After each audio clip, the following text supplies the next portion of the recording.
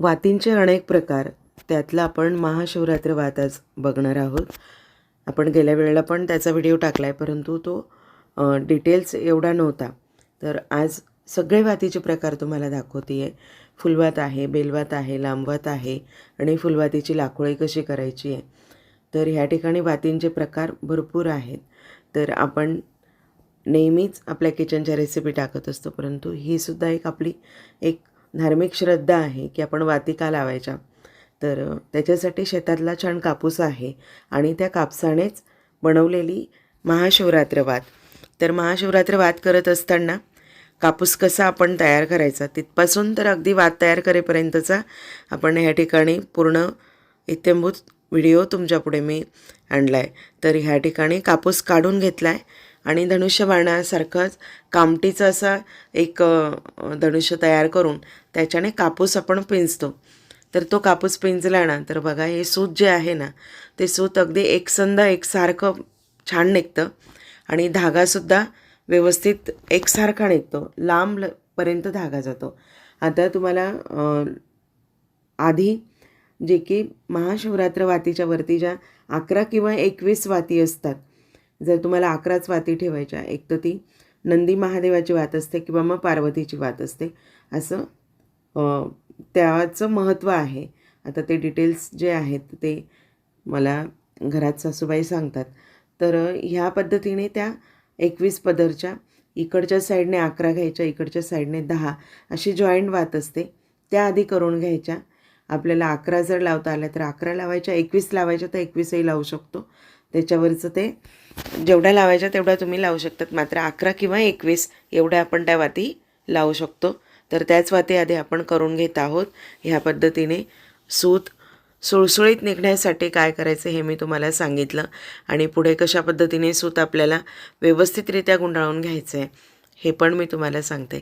तर व्हिडिओ शेवटपर्यंत बघायचा आहे आणि बघा ते किती एकसंध एकसारखं सूत असं काढलं गेलं आहे.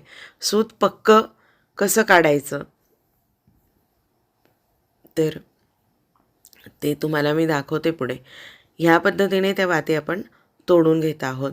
तर अशा वाती बघा सूत इतकं पक्कं आहे की ते पटकन तुटतही नाही आहे.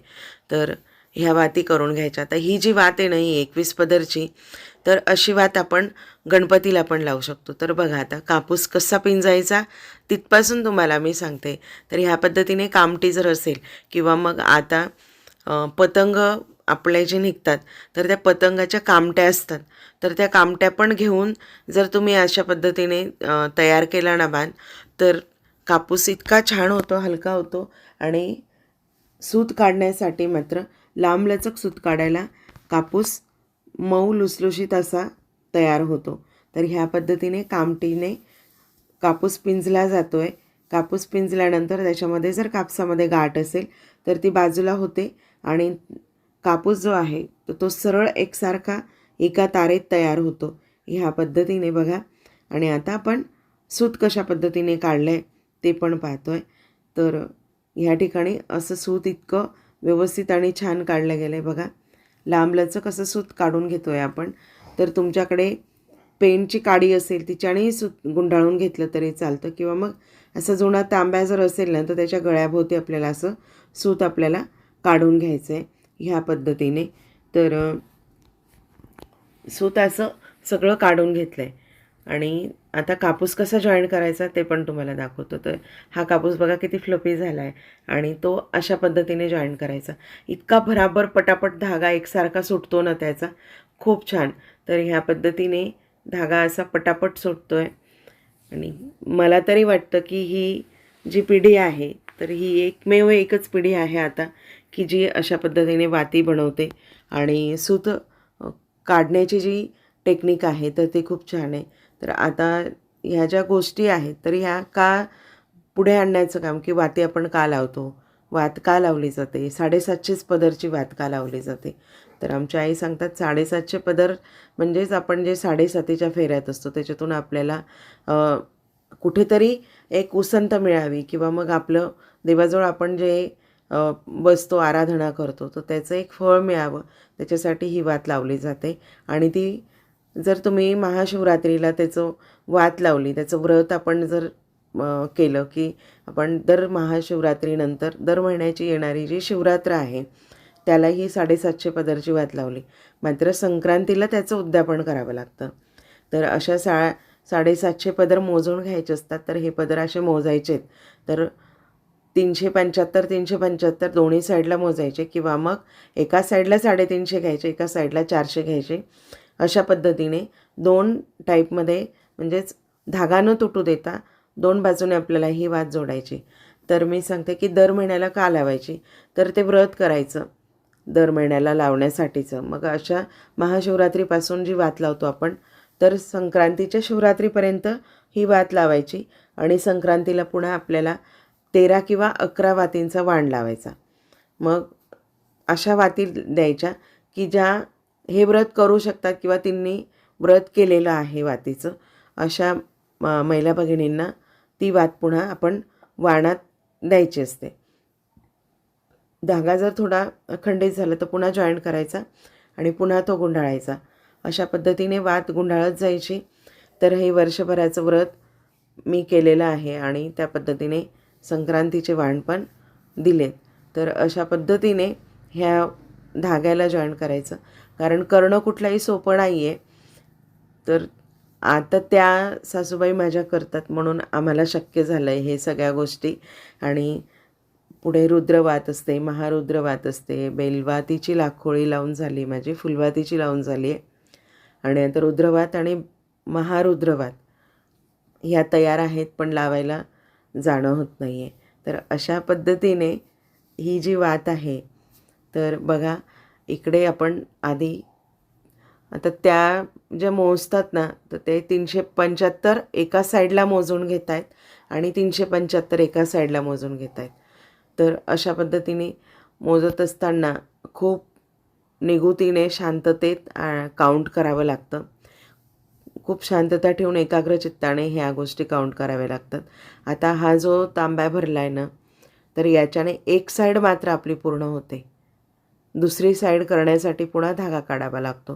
तर जवळजवळ ह्या प्रोसेसला आता हे बघा, ही खंडित न होऊ देता दुसरी सुरुवात कशी करायची ते मी तुम्हाला दाखवते.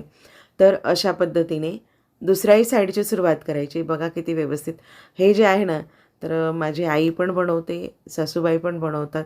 मी तुम्हाला तेच म्हणते की ही एकच पिढी अशी आहे की याच्यातून आपल्या पिढीला आपण किती हे निगुतीने जपतो ते माहिती नाही, परंतु हे जे आनंद आहेत ना, हे धार्मिक ज्या गोष्टी असतात आपले करण्याचं, आणि पूर्वी ह्या गोष्टी का करत असत की विरंगुळेला एक साधन असायचं की कुठे जायला मिळायचं नाही. त्यावेळेला सोशल मीडिया तर दूरपर्यंत नव्हताच, टी व्ही वगैरे नव्हते, तर मग कुठे वेळ घालवायचं. तर अशा पद्धतीने हा शोध आणि त्यातून केलेली परमेश्वराची आराधना आणि ही फलश्रुती आणलेले अनुभव, तर आपण जुन्या जाणत्यांच्या अनुभवानुसार ज्या गोष्टी चालतो, तर ते खरंच सकारात्मक आणि छान वाटतं.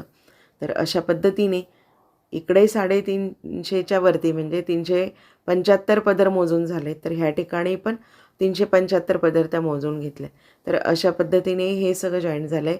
याच्यामध्ये थोडा धागा अपूर्ण आहे, तर ह्या पुन्हा सूत काढून आपण तो त्या ठिकाणी पुन्हा ते गुंडाळून घेणार आहोत. तुम्ही बघा मधला जो तुम्हाला धागा दिसतो आहे, तर तो अखंड ठेवला आहे, म्हणजेच अखंड 750 पदरची ही जी वात आहे, तर ह्या पद्धतीने पुन्हा जॉईन करून घेतलं. तर काढायची कशी त्याच्यातून, आता ही जी वही घेतली आहे, तर याचं जे माप आहे, तर पूर्वीच्या ज्या जुन्या 100 पेजेस वह्या यायच्या, तर तो पृष्ठ हा मी तर म्हणते खूप कधीचा त्यांनी जपून ठेवला आहे. ते जर नसेल तर आपल्या हाताचा बिल्लास म्हणजे एक वीतचा जो माप असतो याला, तर ते माप आपल्याला करून घ्यायचं आहे. तर त्या मापानुसार ही वात असते. अशा पद्धतीने ही वात बघा सुंदर तयार करून झाली आणि त्या ज्या 11 वाती करून घेतल्या होत्या त्या अशावरती जॉईन करून घेतल्या आहेत. तर ही पार्वतीची वात असते किंवा मग आई म्हणतात की नंदीला पण लावली, पण ती एकसारखी पूर्ण परिवार त्या ठिकाणी महादेवाचं असतं म्हणून ही पूर्ण परिवाराची वात असते असं हिला संबोधलं जातं. अशा पद्धतीने तुम्हाला मंदिरात लावायची तर मंदिरात लावा, घरच्या महादेवाला लावायची तर तुम्ही घरच्याही महादेवाला लावू शकता. तर अशा पद्धतीने छान यथास्थान घरच्या महादेवाला पूजा करून, मंदिरांमध्ये खूप गर्दी असते, तर ह्या पद्धतीने मी दर महिन्याला घरी ही वात लावून घेत असते. तर व्हिडिओ आवडला असेल, थोडा जरी आवडला असेल किंवा वातीचा प्रकार आवडला असेल तर भगिनींपर्यंत शेअर करा. आणि गाईच्या तुपात अशा पद्धतीने ही वात भिजवून कापुराच्या साहाय्याने आपल्याला ही वात प्रज्वलित करायची आहे. आणि अशा पद्धतीने वात मी लावून घेत आहे. वात लावून झाल्याच्या नंतर मात्र तिला आपल्याला गाईच्या कच्च्या दुधाने तिला शांत करायची आहे. तर वात लावून झाली आहे. अशी वात तुम्ही करून बघा. व्हिडिओ आवडला असेल तर लाईक करा, शेअर करा, चॅनलला सबस्क्राईब करा. अवघ्या 3 दिवसात ही वात तयार होते.